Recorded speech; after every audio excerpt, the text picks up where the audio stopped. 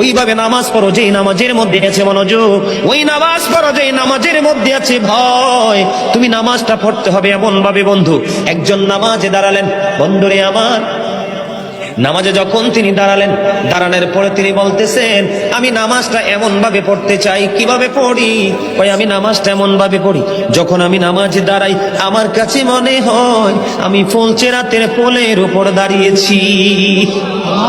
একটু যদি নড়বড় হয় আমি জাহান্নামে নিক্ষিপ্ত হব। তার মানে হলো আমি এতটাই মনোযোগের সাথে নামাজ পড়েছি যেন আমার নামাজটা বিন্দু পরিমাণ কোনো আংশিক ভাবে যেন অগ্রহণযোগ্য বলে আল্লাহর কাছে গৃহীত না হয়।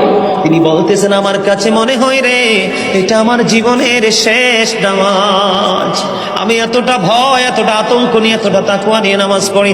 আমার কাছে মনে হয় আমার পিছনে যেন আজরাইল দাঁড়িয়ে আছে, ডানে বামে সালাম ফিরাতে দেরি রে, আমার কাছে মনে হয় আমার প্রাণ পাখিটা কেড়ে নিয়ে যাবে।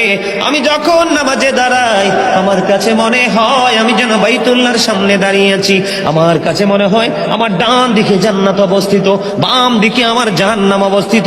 এমন তাকওয়া ভয় নিয়ে নামাজে দাঁড়াই, আর ওই নামাজের জন্যই রয়েছে বড় সফলতা। বলুন না সুবহানাল্লাহ।